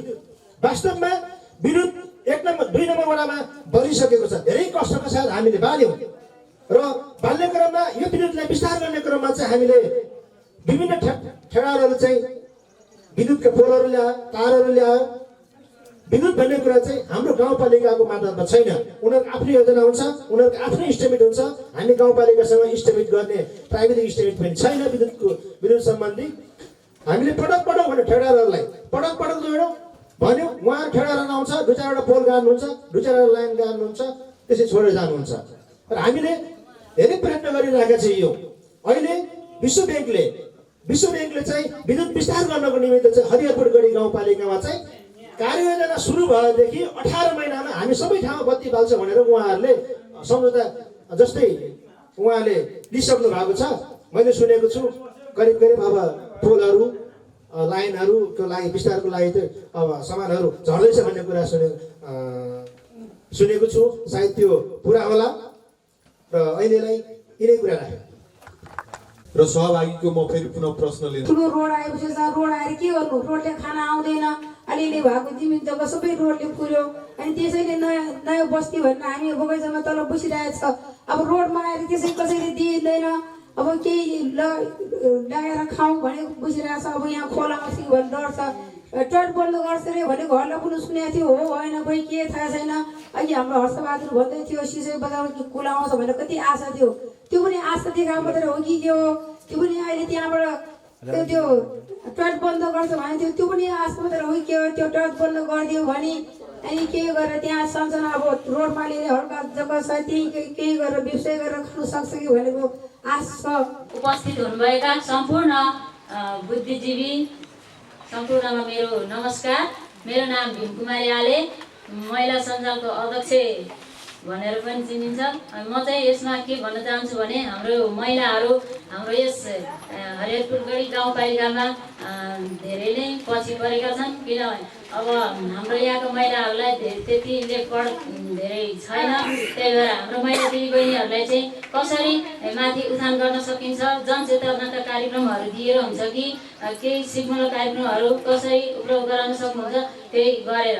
योभन्दा अगाडि पनि हाम्रो यस हरिहरपुरगढी गाउँपालिकामा कार्यक्रमहरू नदिनु भएको त होइन, तर बजेट छुट्याउनु चाहिँ धेरै सङ्घर्ष गर्नुपर्ने महिलाहरूले यो ठाउँमा अब बजेट छुटेर त्यस बजेटलाई हामीले महिलाहरूलाई चाहिँ 3 सालसम्म सिलाइ कटाइको कार्यक्रम 3 महिने 2 चोटि र 4 महिने 1 चोटि गरेर अहिले 3 साल सिलाइ कटाइको कार्यक्रमहरू दिइरहेका छौँ। र त्योभन्दा अगाडि हामीले गाउँपालिका गाविस हुँदाखेरि पनि कति 69 सालदेखि नै होला बजेट गाउँपालिकाबाट बजेट सजिलैसँग त होइन, अलिकति कठिनाइ साथ बजेट छुट्याएर चाहिँ हामीले एउटा महिला सञ्जालको भवन पनि बनाएका छौँ। त्यो हाम्रो वडा नम्बर 2 मा परेछ अहिले। अनि हामीले यो वडा छुटेको कारणले हामी यता न उता भवन एकतिर हामी महिला सञ्जाल दर्ता 3 नम्बर वडामा छ, महिला के अरे भवन चाहिँ हाम्रो रतनपुर वडा नम्बर 2 मा छ। अनि त्यही भएर हामीलाई अलिक गाह्रो भइरहेको छ। र अब यसमा चाहिँ यहाँ हामीलाई अब यो कार्यक्रमहरू हुँदाखेरि पनि कुनै पनि योजनाहरू यताउति छनौट हुँदा कुनै पनि ठाउँमा हामीलाई योभन्दा अगाडि हुन्थ्यो भने अहिले आएर झन् कुनै पनि ठाउँमा हामीलाई केही पनि सूचनाहरू पनि आउँदैन, यो ठाउँमा यसरी मिटिङ छ भनेर पनि। जब त यहाँ मिटिङ अहिले हुन्छ अनि अहिले भर्खरै खबर पुग्छ, त्यो किन त्यसरी भएको हो त्यस्तो हुनु भएन। हामीलाई अगाडि नै जानकारी भयो भने हामी अब महिला घरको सम्पूर्ण धन्दा भ्याएर हामी हिँड्नुपर्छ मिटिङमा हिँड्दाखेरि। त्यही भएर हामीलाई अगाडि नै जानकारी भयो भने केही गर्न नसके पनि आएर सुन्न त सकिन्छ नि। त्यही भएर हाम्रो महिला दिदीबहिनीहरूलाई चाहिँ यसमा कसरी हुन्छ अगाडि बढ्नको लागि कुन कार्यक्रम दिएर हुन्छ, यहाँ हाम्रा गाउँपालिकाबाट चाहिँ सक्दो पहल हुनु परेर हामीले सोचेका थियौँ कि योभन्दा अगाडि त हामीले सङ्घर्ष गरेर पनि वडाबाट बजेट गाउँपालिकाबाट बजेट छुटेका थियौँ भने अहिले हामीले के अरे महिला सदस्य पनि जिताएर पठाएका छौँ। हामीले बोल्नु पर्दैन, उहाँहरूले नै हामी महिलाहरूको सम्पूर्ण कुरालाई बुझेर दुःखलाई बुझेर उहाँहरूले हाम्रो लागि केही बजेटहरू छुट्याउनुहुन्छ र सजिलो हुन्छ सोचेका थियौँ। त्यो तर सोचे जस्तो हामीले उपलब्धि पाउन सकेका छैनौँ। लैङ्गिक हिंसा अन्त्य, महिलाहरूको क्षमता विकास, महिलाहरूको जागरणका निम्ति चाहिँ स्थानीय सरकारले के गरिरहेको छ? हरिहरपुरगढी गाउँपालिकाका आर्थिक प्रशासन प्रमुख दीपक कार्कीज्यूलाई अनुरोध गर्दछु। उहाँहरूलाई यहाँहरूले आफ्ना समस्याहरू निर्धक्क राख्न सक्नुहुन्छ र राख्नुहोस्। तपाईँहरूलाई परेको समस्यामा गाउँपालिका सदैव सहयोग गर्न तयार छ भन्ने म यहाँहरूलाई जानकारी गराउन चाहन्छु। महिला विकासको लागि हामीले यसपालि धेरै कार्यक्रम त राखेका छैनौँ, किनभने हामी भौगोलिक रूपमा पनि हाम्रो चाहिँ भौगोलिक विकटताको कारणले गर्दाखेरि महिलाहरूलाई विभिन्न क्षमता विकासका कार्यक्रमहरूमा सहभागी गराउन पनि हामीलाई समस्या छ। एकातिर सर्लाहीको छेउमा ज्ञानेश्वर एरिया छ भने यतातिर चाहिँ हाम्रो चाहिँ काभ्रे र ललितपुरको छेउमा अर्को चाहिँ बस्ती छ। त्यो कारणले गर्दा पनि अलिकति समस्या भएको छ। तथापि हामीले अहिले प्रत्यक्ष रूपमा महिलाहरूलाई सहभागी गरेर महिलाहरूलाई व्यावसायिक बनाउने हिसाबले एउटा कार्यक्रम सञ्चालन गर्न लागिरहेका छौँ। हामी तुरुन्तै अहिले यो महामारीको सङ्क्रमण नआएको भएदेखि हामी यसलाई सुरु गरिसक्थ्यौँ। यो महिलाहरूलाई चाहिँ सिपमूलक तालिम अन्तर्गत महिला उद्यमी तयार गर्ने, त्यो चाहिँ पाउरोटी र बिस्कुट बनाउने। अहिले हामीले कहीँ बिक्री नभएको बिस्कुट हरिहरपुरगढीका पसलमा पाइन्छ, जुन खान लायकै छैन। त्यस्ता कम्पनीहरू जुन नामै सुनेका छैन त्यस्ता कम्पनीको उत्पादनहरू यहाँ हरिहरपुरगढीका पसलहरूमा आउँछन्। त्यो हामीले खान लागेको छ कि छैन भन्ने कुरा हामीले हेर्दैनौँ, हामीले किनेर खानुपर्ने बाध्यता छ। म पनि यहाँ चाहिँ 1 वर्षदेखि यहाँ हेरिरहेको छु। हामीले यो चाहिँ कम्पनीको ल्याउ न भनेर भन्दा त्यो ल्याउँदैन, किनभने त्यसमा फाइदा उनीहरूलाई कम हुन्छ र यहाँ कुहिएका सडेका चिजहरू ल्याएर बिक्री भइरहेका छन्। त्योतर्फ हामी गाउँपालिकाले पनि ध्यान दिन सकिरहेका छैनौँ। अब निकट भविष्यमा हामीले यो बजार अनुगमनको कार्यलाई पनि निरन्तरता दिने भनेर चाहिँ हामीले सल्लाह गरिरहेका छौँ र यसको लागि अहिले हामीले व्यवसायहरू दर्ताको अभियानमा छौँ र अब त्यो दर्ता अभियानलाई चाहिँ सकेर हामीले यो क्षेत्रमा पनि हामी ध्यान दिन्छौँ र अहिले हामीले एउटा वडाको 2 जना महिलाहरूलाई यो व्यावसायिक रूपमा चाहिँ पाउरोटी र बिस्कुट उत्पादन गर्नको लागि चाहिँ दक्ष बनाउने र उहाँहरूले राम्रो काम गर्न चाहने उद्यमीहरूलाई चाहिँ गाउँपालिकाको तर्फबाट के सहयोग गर्नुपर्छ त्यो सहयोग गर्न पनि हामी चाहिँ तयार रहेको यहाँलाई जानकारी गराउँछौँ। र अर्को कुरो जस्तो यहाँ हामीले तालिम लिएर पनि तालिम चाहिँ लिन्छौँ तर त्यसलाई व्यवहारमा हामीले उतारिरहेका छैनौँ। यो टपरी बनाउने तालिम योभन्दा अगाडि दिएको थियो, त्यो मेसिन चाहिँ सायद खिया परेर बसेको होला। त्यो तालिममा सहभागी जो उद्यमीहरू त्यो तालिम लिने सदस्यहरू हुनुहुन्थ्यो उहाँहरूले अहिले के काम गरिरहनु भएको छ थाहा छैन। वास्तवमा हाम्रो जङ्गलमा पात त्यत्तिकै खेर गइरहेको छ, त्यो टपरी उत्पादन गरेर हामीले बिक्री गर्ने हो भने अरू कुनै काम गर्नु पर्दैन। त्यता सजिला कामहरू पनि हामीले चाहिँ ध्यान दिँदैनौँ। हामी के व्यवसाय चाहिँ केलाई सम्झिन्छौँ भन्दा एउटा कोठामा होटल गर्न पाए त्यसलाई व्यवसाय मानिरहेछौँ होइन, एउटा पसल खोलेर सञ्चालन गर्न पाए त्यसलाई व्यवसाय मानिरहेछौँ। तर त्यो मात्रै व्यवसाय होइन। व्यवसाय हाम्रो घर आँगनमै बसेर पनि हामीले गर्न सक्छौँ, तर हरेक कुरालाई व्यावसायिक रूपमा हामीले हेर्नु पर्यो। हामीले 2 बोट टमाटरको लाउँछौँ भने पनि त्यहाँ भएको उत्पादन हामीले बजारसम्म पुर्याउन सक्यौँ भने त्यो पनि एउटा चाहिँ उद्यमको सुरुवात हो। हामीले हरेक कुरालाई व्यावसायिक रूपले हेर्नु चाहिँ पर्यो। त्यो हिसाबले हामीले हेऱ्यौँ भनेदेखि गाउँपालिका यहाँहरूलाई हर तरहको सहयोग गर्न तयार छ। यहाँहरू हामी गाउँपालिका कार्यालयसम्म आउन सक्नुहुन्न भने तपाईँ वडा कार्यालयसम्म त आउनुहुन्छ। वडा कार्यालयसम्म आएर आफ्ना कुराहरू राख्नुहोस्, आफ्ना समस्याहरू राख्नुहोस्। यो वर्ष तपाईँको समस्या समाधान हुन सकेन भने हामी अर्को वर्ष वडा अध्यक्षज्यूले तपाईँको समस्या गाउँपालिकामा पुर्याउनु हुनेछ र त्यो समस्यालाई गाउँपालिका गाउँसभाले तपाईँहरूको समस्या सम्बोधन गर्छ। र महिलाहरूले हामी उद्यमी बन्न चाहन्छौँ, हामीलाई सहयोग गर्नु पर्यो भनेर चाहिँ यदि आउनुभयो भनेदेखि पक्कै पनि गाउँपालिकाले यहाँलाई निरुत्साहित गरेर पठाउँदैन। हस्, धन्यवाद। वडा नम्बर 2 का वडा अध्यक्ष चन्द्रबहादुर राईलाई छिमेकी वडामा यो छलफल र बहस भइरहेको छ। हिजो हामीले वडा नम्बर 2 मा पनि यस्तो छलफल र बहसको कार्यक्रम सम्पन्न गरिसकेका छौँ। आफ्नो वडाको अनुभव र यस वडामा सकारात्मक सुझाव संक्षिप्तमा राखिदिनु न। एकदम यो हामी कार्यक्रमको निर्धारित समयभन्दा बढी समयमा गइसकेका छौँ, त्यसैले आफ्नो संक्षिप्त भनाइ राखिदिनु म अनुरोध गर्दछु। साझा बहस रेडियो सिन्धुली आवाज मित्र साथीहरू र 3 नम्बरवासीका यहाँ उपस्थित हुनुभएका सम्पूर्ण मित्रहरू, जान्न र बुझ यहाँको विकास निर्माणका कुराहरू यहाँहरूले सुझबुझका साथ केही जिज्ञासाहरू गर्नुभयो, त्यसको जवाबहरू पनि पाइसकेको छ। पक्कै पनि यो जिज्ञासाहरूको सान्दर्भिकता आगामी वर्ष पनि अत्यन्तै यही तरिकाले आफ्नो जिज्ञासाहरू गर्न र सुन्न र बुझ्न पाओस्। यी हाम्रा 3 नम्बरवासीहरूले विकासका कुराहरू, विकासका पूर्वाधारको कुराहरू हामीसँग थुप्रो चुनौतीकोहरू मापदण्ड छ। हामी सँगसँगै विकासको रहर आज 3 वर्षको अनुभवमा पक्कै हामी सानातिनाहरू योजनाहरू बाटो खोर्सिनेदेखि घरसम्म पुग्ने, अघि नै हाम्रो मित्र साथीहरूले कुरा गर्नुहुन्थ्यो, नुनको भारी बोकेर जान्थ्यो, तेलहरू पनि बोकेर जान्थ्यो। हाम्रा आमा बुवाहरूले आज पक्कै 73सम्म चल्ने बाटोहरू यो 3 वर्षको अवसरमा यहाँहरूले प्रदान गरिएका छ। त्यसैले हामीले त्यसलाई स्तर उन्नति गर्ने बाटोतिर पनि लम्किएका छ। हो, हामीले महिलाहरूप्रति उत्तरदायी बन्न सकेन। पक्कै पनि हामीसँग सिप गर्नलाई अघि नै हाम्रो मित्र साथीहरूले भनिसक्यो, सिप गर्नुको निमित्त हामी 2-4 जनालाई सिकाएर मात्र हुँदैन।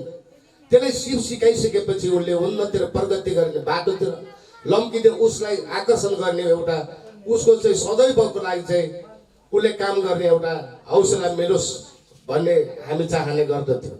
तर हुँदाहुँदै पनि हामीले कतिपय सिलाइ कताइको मेसिन, कतिपय डोनाका मेसिनहरू, टपरी गाँस्नेहरू पनि छ, तर हामीसँग त्यो स्रोत साधन छैन। अहिले बिजुली बत्ती खासै अब चाहिँ केही वर्षभित्रै, अब यो 2 वर्षभित्र हाम्रो समय बाँकी छ। पक्कै पनि 2 वर्षभित्रमा हामीले प्रतिबद्धता गरेका छौँ। बत्ती तपाईँहरूको घर घरमा पुर्याउँछौँ। हाम्रो भोट माग्ने नारा पनि त्यही थियो।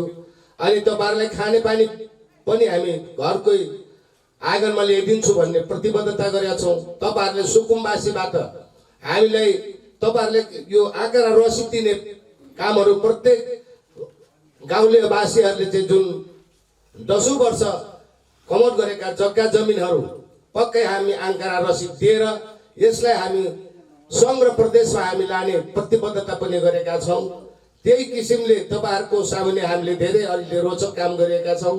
राम्रा कामलाई राम्रा भनिदिनुहोस्, नराम्रा कामलाई फलानाले नराम्रो गर्यो, विकास सिंहले हाम्रो सुनवाई गरेन भन्नु, वडा अध्यक्षले भन्ने, स्थानीय निकायका अहिले गाउँपालिकाका सुर्खेत सचिव पनि हुनुहुन्छ, आर्थिक संरचनाको देव कार्की पनि हुनुहुन्छ। हाम्रो यो सभामा यो तपाईँहरूको गन्थन मन्थन हिजो भए गरेका काम 3 वर्षको जुन तपाईँहरूको दौरा योजना पाए कि पाएन, वडा अध्यक्षले हेरे कि हेरेन। हाम्रो महिला मित्र बहिनीहरू पनि हुनुहुन्छ 2 जना यहाँ वडामा। हाम्रा महिलाहरूको हकितको लागि चाहिँ उहाँहरूले सुन्नु भयो कि भएन, यी जिज्ञासाका कुराहरू तपाईँहरूले तमाम कुराहरू राखिसक्नुभयो। अब आगामी दिनमा हामीले पनि सुध्रिने मौका पायौँ। अब आगामी दिनमा यो भन्दा पनि हामीले अझ महत्त्व विषयहरू यहाँको हाम्रो नदीनाला हाम्रो चुनौतीको आम्ने सामने छ। जति यो जमिनहरू हाम्रो वन जङ्गलमा परिणत भइरहेका छ, खोलाबारी लागेर मर्माहतमा पुगिराखेको छ। यसलाई हामी एकदम चुनौतीको पूर्व लागिरहेका छ। त्यसैले यहाँहरूको महिलाहरूको भावना पनि अत्यन्तै 3 नम्बर वार्डमा महिलाहरू खबरै नभए पनि आदि खबर सुन्नु पाउँदाखेरि यहाँ 3 नम्बर वासी महिलाहरूको इच्छा र आकाङ्क्षाहरूलाई हाम्रो वडा अध्यक्षज्यू 3 नम्बरको वासीले यसको आयोजना, यसको निकाय, यसको क्षमता अभिवृद्धि गर्ने नीतिमा पनि लाग्नुहुनेछ भन्ने मेरो मित्र साथीलाई पनि प्रण गर्दछु। र फेरि हामी वडा अध्यक्ष मात्र नभएर गाउँपालिकाको कार्यपालिकाको सदस्यको हैसियतले पनि पक्कै यहाँहरूको जुन गुनासोहरू, यहाँको 3 नम्बरको वासीहरूलाई गर्नुपर्ने भूमिकाहरू पक्कै हामी पछाडि पर्ने छैनौँ भन्दै सिन्धुली आवाजलाई पनि धन्यवाद दिँदै यहाँ हाम्रो तमाम 3 नम्बर वासीलाई पनि धन्यवाद दिँदै बिदा हुन्छु। धन्यवाद। हस्, धेरै धेरै धन्यवाद। वडा नम्बर 2 का वडा अध्यक्ष चन्द्रबहादुर राईप्रति हार्दिक आभार पनि व्यक्त गर्न चाहन्छौँ। यो विशेष समय दिएर आजको यो छलफल र बहसमा सहभागी भइदिनु भयो र आफ्नो भनाइहरू पनि राखिदिनु भयो। यसपछि आफ्नो सान्दर्भिक भनाइहरू, यहाँ धेरै सवाल जवाबहरू उठिसकेका छन्, धेरै प्रश्नको जवाफ पनि हामीले दिइसकेका छौँ, उहाँहरूको जिज्ञासाहरूलाई मेटाउने प्रयत्न गरेका छौँ। यी उठिसकेका विषयवस्तु र जवाफ पाइसकेका विषयवस्तुलाई नदोहोऱ्याइकन आफ्नो सान्दर्भिक भनाइहरू, समयको अत्यन्त महत्त्वपूर्ण यो क्षणलाई ख्याल गरेर आफ्नो भनाइहरू राखिदिनुका निम्ति हरिहरपुर गढी गाउँपालिका नेपाल कम्युनिस्ट पार्टी नेकपाका इन्चार्ज ज्ञानबहादुर राईजीलाई म हार्दिक अनुरोध गर्दछु। धन्यवाद सञ्चालकज्यू। थुप्रै कुराहरू यहाँ आइसके, किनभने यहाँ सवाल र जवाफ पनि आइसके। मात्रै मलाई आफूलाई लागेको कुराहरू मात्रै म भन्न गइराखेको छु। वास्तवमा यो हरिहरपुर गढी गाउँपालिका सिन्धुली जिल्लाको सुदूर पश्चिम क्षेत्र हो र विकास गर्ने क्रममा हिजो विकास गर्दै गर्दै आउँदा जसरी खहरे खोलाहरू सुक्दै गएको त्यसरी नै यो सुक्खामा परेको गाउँपालिका हो। जब देशमा सङ्घीयता आइसकेपछि र स्थानीय तहको निर्वाचन भइसकेपछि, स्थानीय तहको सरकार हाम्रो पार्टीले गरिसकेपछि यहाँ धेरै कुराहरू अगाडि बढिराखेको छ।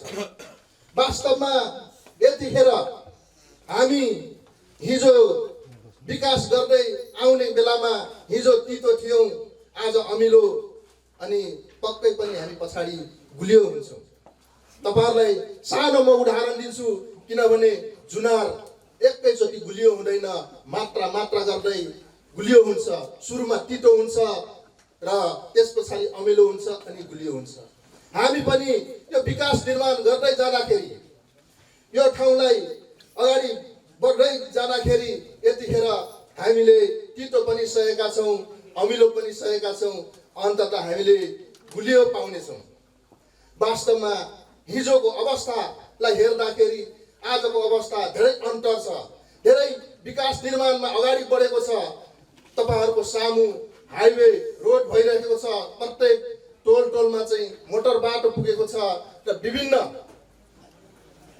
चाहिँ क्षेत्रमा चाहिँ आफ्नो ढङ्गले वडा अध्यक्षज्यूहरूले अनि गाउँपालिका अध्यक्षज्यूहरूले आफ्नो गाउँलाई उर्वरा पार्दै समुन्नत हरिहरपुर गढी एउटा उचाइमा पुर्याउनको निम्ति लम्किराखेको छ। समृद्धिको बाटो पक्रिराखेको छ। यही समृद्धिको बाटोलाई पक्रिँदै जाँदाखेरि लाग्न सक्छ कता कता हामी आफैलाई पनि चित्त नबुझ्न सक्छ। त्यही चित्त नबुझेको कुराहरू तपाईँहरू यहाँ आफ्ना जनप्रतिनिधिहरूसँग राखिसक्नु भएको छ। किनभने सबै कुरा एकैचोटि हुँदैन, बिस्तारै हुँदै जान्छ। बिस्तारै हुँदै जाने क्रममा अन्ततः त्यो समृद्धिको बिरुवा रोपिसकेको छ। अन्ततः त्यो समृद्धिको बिरुवा हुर्किने बेला पक्कै पनि म ज्ञानबहादुर राईले बोल्नु पर्दैन, आफै यो 3 नम्बर वडा आफै बोल्छ भन्ने कुरा लागेको छ।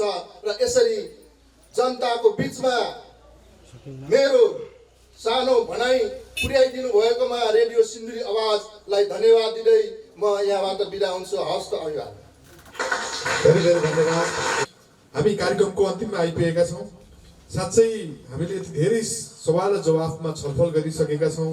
जनताको घर आँगनमै स्थानीय सरकार भएको अनुभूति दिलाउनका निम्ति चाहिँ जनप्रतिनिधि, कर्मचारी, स्थानीय तहका नागरिकहरूको सहभागिता कस्तो हुनु पर्ला, अनि विकास निर्माण तथा योजनाको छनौट र कार्यान्वयनमा कस्तो आफ्नो भूमिका निर्वाह गर्नु पर्ला, दिगो विकासको खाका तयार गर्न र परिणाममुखी योजना कार्यान्वयनको लागि आम नागरिक, राजनीतिक दल, कर्मचारीको भूमिका कस्तो हुनु पर्ला, आफ्नो सल्लाह सुझाव सहित आफ्नो भनाइहरू राखिदिनको निम्ति म हरिहरपुरगढी गाउँपालिकाका आर्थिक सह प्रमुख दीपक कार्कीज्यूलाई अनुरोध गर्दछु।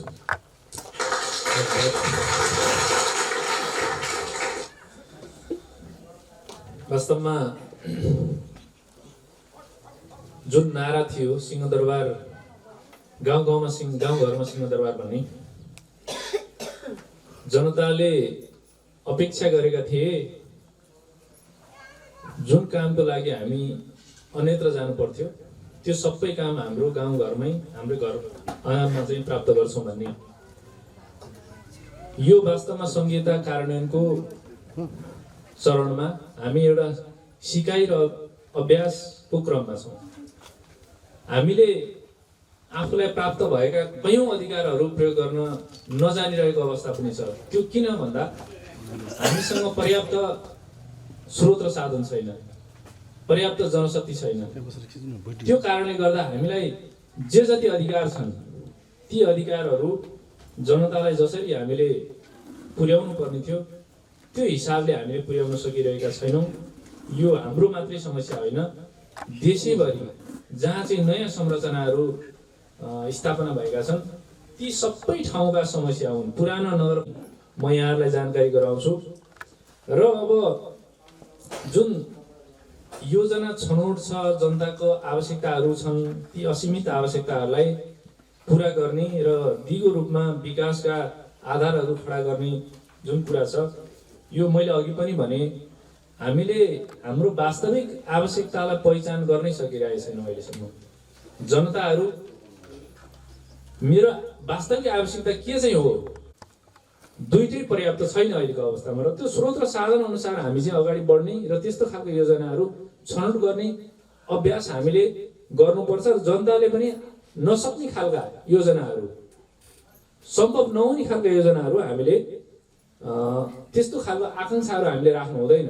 त्यो भयो भनेदेखि हामीलाई चाहिँ निराशा मात्रै हात लाग्छ। त्यस कारणले जति हामीले गर्न सक्छौँ, हाम्रो क्षमता जति हो त्यति मात्रै हामीले गर्ने र त्यस्ता खालका योजनाहरू मात्रै हामीले छनौट गर्नुपर्छ। र अहिले विकासको लागि हामी एउटा बाटो खन्छौँ, त्यसमा अहिले हाम्रो कस्तो खालको परिपाटी भयो भने हिजो हाम्रा बाबुबाजेहरूले चाडबाडमा आफैले चाहिँ बाटो खन्नुहुन्थ्यो, अब अहिले त्यो चाडबाडमा पनि सरकारले बाटो खनिदिनुपर्छ। त्यो बाटो खन्दाखेरि श्रमदान भनेर जुन हिस्सा राखिएको हुन्छ त्यो कसैले श्रमदान गर्नेवाला छैन। सबै काम अर्काले गरिदिनु पर्ने काम आफ्नो लागि हो तर सबै काम अर्काले गर्नुपर्ने यस्तो खालको गैर जिम्मेवारपूर्ण चाहिँ व्यवहार हामीबाट भइरहेको छ। त्यसले चाहिँ दिगो विकास हुँदैन। विकासप्रति जवाबदेही उत्तरदायी हुन हामीले पनि सिक्नु पर्यो। तपाईँहरूको लागि योजना गाउँपालिकाले कार्यान्वयन गर्छ तर गोठालो पनि सँगसँगै पठाउनु पर्ने अवस्था छ। यो विडम्बना हो कि होइन? त्यस कारण यो विडम्बना रहन्जेलसम्म विकास हामीले अपेक्षा गरे अनुसारको हुँदैन अनि हामीले त्यसलाई दिगोपनाको रूपमा चाहिँ हामीले त्यसलाई चाहिँ ग्रहण गर्न सक्दैनौँ, त्यसलाई लैजान सक्दैनौँ। तपाईँहरूमा आफ्नोपन हुनु पर्यो। त्यही भएर तपाईँहरूको लगानी श्रमदान अहिले त नगदै श्रमदान गर्नु पैसा चाहिँ योजनामा चाहिँ सहभागिता गर्नुपर्ने भनेको कारण के हो? तपाईँहरूलाई माया भएन योजनाको तपाईँलाई माया नभएको कारणले गर्दा त्यो चाहिँ दीर्घगामी भएन, दीर्घकालीन भएन। त्यस कारणले गर्दा त्यो श्रमदानको राखेको हो।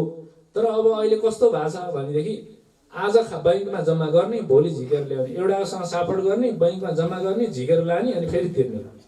अनि त्यो वास्तवमा अहिले हामीलाई हाम्रो आँखामा छारो हाने जस्तो लाग्छ तपाईँहरूलाई। हामीलाई सबै कुरो थाहा छ। त्यो वास्तवमै हामीलाई तपाईँले ढाँटिरहनु भएको छैन। तपाईँ आफैले आफैलाई ढाँट्नु भइरहेछ। त्यो क्षति तपाईँहरूले नै बेहोर्नुपर्छ। त्यो तपाईँले खनेको बाटो दिगो हुँदैन। बाटो खन्नुहुन्छ कमसेकम नाला तपाईँ खन्नुहोस् न। तपाईँको बाटो बिग्रिनबाट जोगाउने तपाईँको जिम्मा हो तर तपाईँहरू गर्नुहुन्न। त्यो पनि फेरि नाला बनाउन अर्कोचोटि सरकारले फेरि पैसा छुट्याइदिनुपर्छ अनि वडा अध्यक्षज्यूलाई आएर गुणगान गर्नुहुन्छ भनेपछि हामी आफू पनि जवाबदेही हुनु पर्यो, उत्तरदायी हुनु पर्यो। त्यो योजनालाई चाहिँ एउटा चाहिँ ठेक्काको रूपमा लिनु भएन, आम्दानी गर्ने स्रोतको रूपमा योजनालाई लिइदिनु भएन। यहाँहरूले योजनाका उपभोक्ता समितिका पदाधिकारीहरूले चाहिँ बाँडीचुडी गरेर त्यसको चाहिँ अझै नाफा खाने त्यस्तो खालको परिपाटीको अन्त्य हामीले पनि गर्नु पर्यो। त्यो जनताहरू तपाईँहरू आफै जागरुक हुनु पर्यो। त्यो उपभोक्ता समितिको मात्रै होइन योजना, यो हाम्रो पनि हो भनेर तपाईँहरूले खबरदारी गर्नुभयो भने पक्कै पनि हामीले ती योजनाहरूलाई राम्रोसँग सम्पन्न गर्न सक्छौँ र दिगो रूपमा पनि सम्पन्न गर्न सक्छौँ। र अहिले मसँग यहाँ योजना किताब छ। यहाँ वडा नम्बर 3 कै योजना छ। यो एउटा पन्ना छ। यहाँ एउटा योजना 22 लाखको छ। अरू जम्मै 5 लाख, 4 लाख, 3 लाख, 1,50,000, 70,000 यस्ता खालका योजनाहरू छन्। यो तपाईँहरूकै आवश्यकता हो। वडा अध्यक्षज्यूले आफ्नो मनोमानी यो योजना ल्याउनु भएको पक्कै पनि होइन। तपाईँहरूले यस्ता चाहिँ 100वटा योजना उहाँहरूको हातमा हालिदिनु भयो। त्यसमध्ये यहाँ चाहिँ 33वटा योजना उहाँले आफूलाई परेको बजेट, उहाँहरूको भागमा वडाको भागमा परेको बजेटबाट यति नै पुर्याउन सक्नुभयो। यस्ता खालका योजनाहरू तपाईँले थुपारिदिनु भयो भनेदेखि उहाँले केही गर्न सक्नुहुन्न।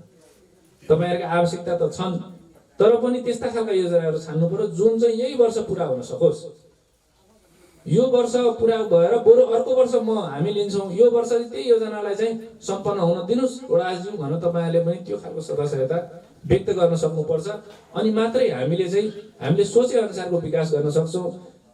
जुन विकास हामीले अहिले अघि वडाज्यूले भन्नुभयो ट्र्याक्टर चल्नेसम्म त बनायौँ हामीले भनेर, होइन? हाम्रो चाहना त ट्र्याक्टरसम्म मात्रै होइन नि त, त्योभन्दा पनि अझै अगाडि होला। तर त्यो ट्र्याक्टर पनि चल्न नसक्ने धेरै योजनाहरू छन्। अघि एकजनाले भन्नुभयो यो श्रीलङ्का टापु जस्तो भनेर।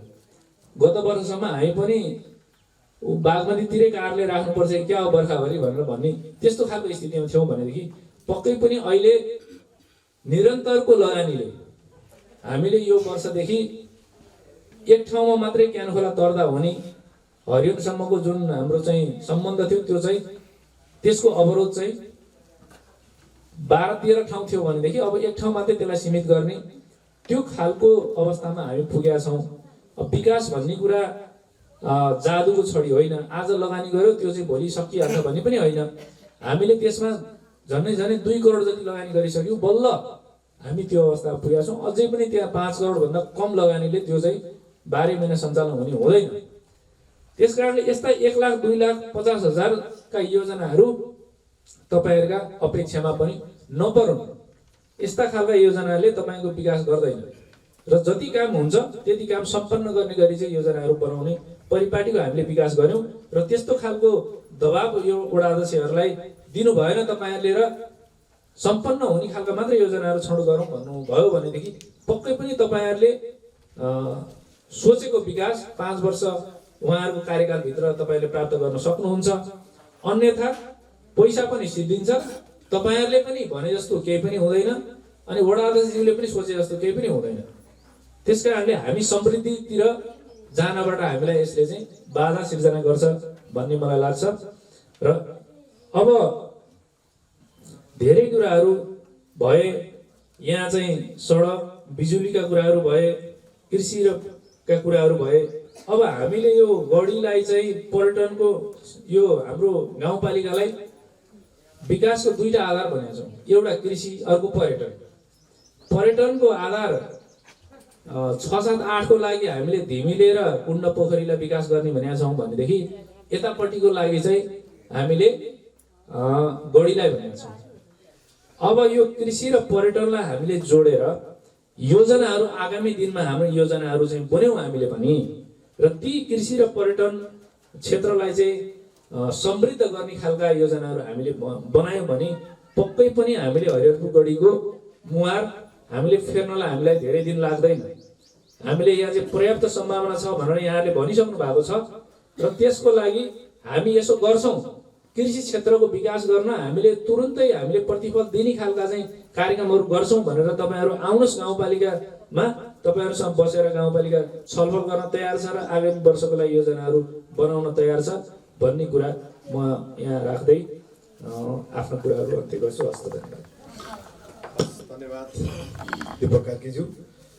र हामी कार्यक्रमको अन्तिममा आइपुगेका छौँ र यो अन्तिममा आफ्नो सान्दर्भिक भनाइहरू स्थानीय तहले आवश्यकता देखेका र यहाँका वडाका नागरिकहरूले माग गरेका आयोजनाहरू, विकास निर्माण पूर्वाधारका कामहरू, सिप विकासका कामहरू, यहाँका कृषि पशुपालन लगायतका क्षेत्रमा गर्ने व्यवसायीकरण र धार्मिक तथा पर्यटकीय क्षेत्रको विकास र पुनर्निर्माण, संरक्षण र प्रचार प्रसारमा आफ्नो भूमिका कस्तो रहन्छ र आगामी वर्षका योजनाहरूमा आफूले वडाको लागि के कस्ता योजनाहरूलाई प्राथमिकतामा राखेर काम गरिरहनु भएका छ, यी सन्दर्भहरूसहित आफ्नो सान्दर्भिक भनाइहरू राखिदिनु हुनका निम्ति महेश वडाका वडाध्यक्षज्यूलाई म अनुरोध गर्दछु।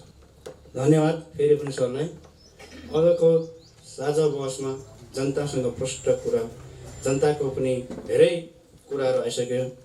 हामी गाउँपालिका वडाको तर्फबाट पनि गाउँपालिकाको तर्फबाट धेरै कुराहरू चाहिँ प्रष्ट हुनुभएछ। अब जनताको धेरै गुनासोहरू आएछ। त्यस जनताको गुनासो र जिज्ञासालाई मध्यनजर राखी हामी 3 नम्बरका जनप्रतिनिधि टिमहरू र सरकारवालाहरूसँग एकदम समन्वय गरेर अझै पनि जनताको गुनासो र जिज्ञासालाई मध्यनजर गरी बिस्तारै समस्याको चाहिँ समाधान गर्ने प्रयत्न गर्दैछु। अनि यो कृषि सम्बन्धी चाहिँ आगामी 77 को बजेट बनाउँदाखेरि चाहिँ सबभन्दा चाहिँ प्राथमिकता चाहिँ कृषिलाई नै जोड दिएर चाहिँ हामीले चाहिँ त्यो काम गर्नेछु भन्ने विश्वास राख्दै र अझको साझा सभामा धेरै कुराहरू चाहिँ